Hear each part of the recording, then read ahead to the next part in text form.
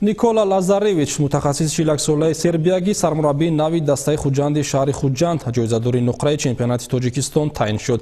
Ӯ дар ин вазифа Виталий Левченкоро иваз намуд, ки фаъолияташро дар бошгоҳи дигар идома хоҳад дод. Ҳамакнун дастаи Хуҷанд бо роҳбарии Никола Лазаревич омодагиро ба бозиҳои плей-оффи ҷоми Конфедератсияи футболи Осиё 2020 муқобили бошгоҳи аҳали Туркманистон, ки рӯзҳои 19 ва 26 феврал дойр мегардад, шурӯъ кард.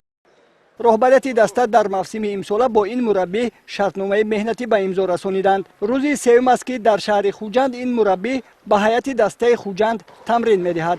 марҳилаи аввали машқҳо дар қасри варзиши шаҳри Хуҷанд ва толори обутоби бадани варзишгоҳи бисолагии Истиқлолияти Тоҷикистон ҷараён мегиранд.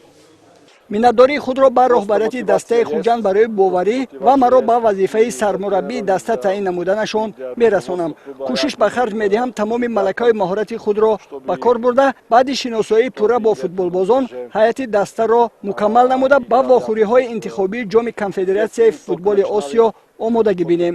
барои ман боиси ифтихор аст, ки бори дигар ба Тоҷикистон омадам.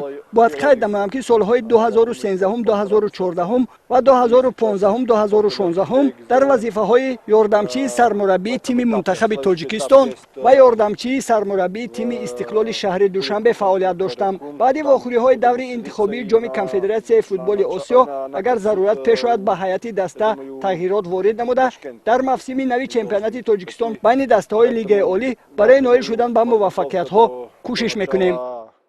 бояд ёдрас шавем, ки Никола Лазаревич соли 1978 дар шаҳри Ниши, Сербия таваллуд шуда ба воя расидааст. ба дӯши ӯ аз соли 2008 то соли 2012 сармураббигии дастаи 21-солаи Сербия, ёрдамчигии сармураббии тими Сар-Константини Индавлат ва сармураббигии тими Младост буд. баъди фаъолият дар Тоҷикистон дар давлати мардумии Чин фаъолият бурда, дар тимҳои Атлетика Мадриди Испания, Базели Шветсия, Копангагени Дания ва Зенити Россия таҷрибаомӯзӣ кардааст.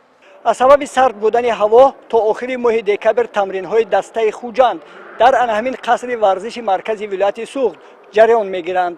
баъди шиносоӣ пайдо кардан ба ҳайати тими Хуҷанд, дар назар аст сармураббии нави даста Никола Лазаревич ба ҳайати тими Хуҷанд тағйирот илова намояд.